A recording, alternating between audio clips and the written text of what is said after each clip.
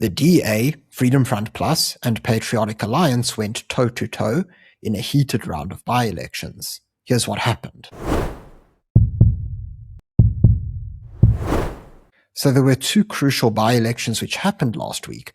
One, which happened between the DA and the Freedom Front Plus in Saldanha Bay, and another whereby the Patriotic Alliance decided to give the DA a contest also in Saldanha Bay, in the ward right next door. Now, of course, this video did come at a little bit of a delay. It was an intense week last week, and so I wasn't able to get around to it. But even though it is coming out a bit late, I thought it's still important for us to dissect exactly what went on in these by-elections, because they do actually have some significant implications for the parties involved. Now, before we get into it, could I please remind you to subscribe to the channel if you haven't already? It's entirely free, and all you have to do is click on the subscribe button below. Furthermore, if you would like to enjoy some additional perks and support the channel, you can do so by becoming a Power Club member. All you have to do is click on the join button below. Now let's get into it. So as mentioned, there was one ward, specifically Ward 5, where the DA went toe-to-toe with the Patriotic Alliance. And of course, this is in Saldanha Bay in the Western Cape. Now, the DA were runaway victors in this ward. However, just because they did win by a significant margin doesn't mean that everything is as it seems. So we see here how the DA won with 1,389 votes, or 87.8%. The PA came in second with 120, or 7.59%, and they were followed by the Truth Party, which got almost no votes.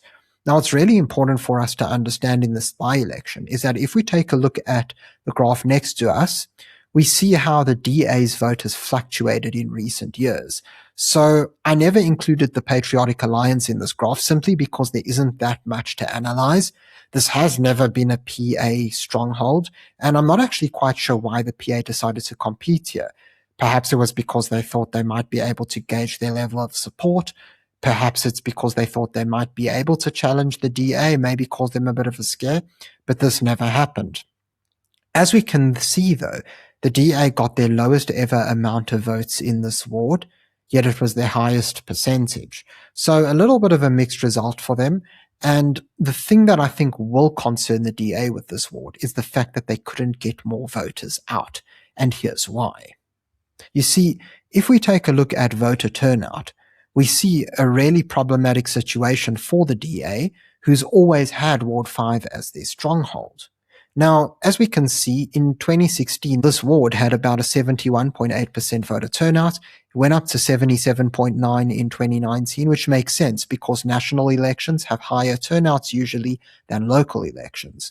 We then saw it fall all the way down to 55% in 2021, back up to 70% in 2024, and then finally just 37.08% in 2026. Now, of course, by-elections do normally have the lowest turnout, and so I don't think the DA would be in a panic because ultimately in their minds they'd probably think, well, when the next election rolls around later this year, they probably will increase their vote share. However, there is still a significant problem for the DA, even though by-elections normally have a lower turnout. You see, here we have a previous election result in Dr. Beyersnodere, Ward 7, and it was in this specific ward where the PA just defeated the DA. Now, of course, this was an ANC ward back in 2021, but the DA were the biggest party here in 2024, and so they were expecting to win the ward. But of course, this never happened. And what we see in this specific ward, which is so different to what happened in Saldanha Bay, is the following. As we take a look at the voter turnout, we see how in 2026's by-election, they had a 69% voter turnout, much higher than the 56% in 2024. Now, with this in mind, let's take a look at the PA's result. We see how they went up from 246 votes in 2024's national election to 1,000 votes here. As for the DA, they did fall by a handful of votes, but they still got almost the exact same number that they got before in 2024's provincial election. So it doesn't seem that the PA got many votes there. We also see how, yes, the ANC went down from 640 votes to 482. And the Freedom Front Plus also went down from 180 to 158. But even if we add up all the votes that these parties lost, we still don't get the PA's result. But what we do see is how voter turnout went up, as we previously explained. We see here how from 2,055 votes in 2024, there were 2,855 votes cast in the 2026 by-election. And so the PA were able to really mobilize voters who had either never voted before or who had checked out of the system. There are people who weren't voting for the ANC or DA or Freedom Front Plus, but in the PA, they saw a viable alternative.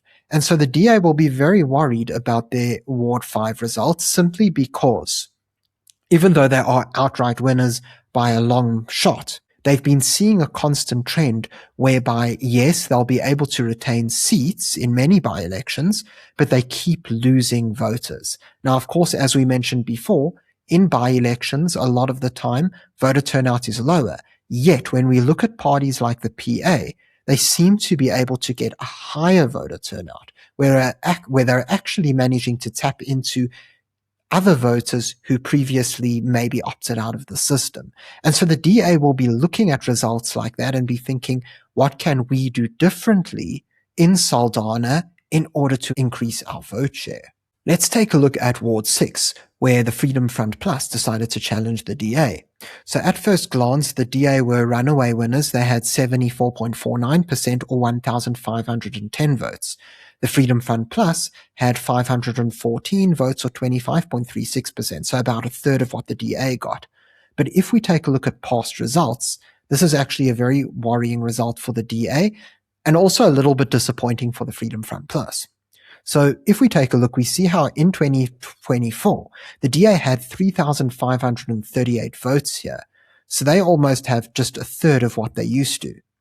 We then see how the Freedom Front Plus enjoyed quite a significant improvement from 169 votes in 2024, or 4.3. Now, of course, the Freedom Front Plus will be happy with this, but we still see how in 2021 they got 520 votes, or 77%, which was their highest ever.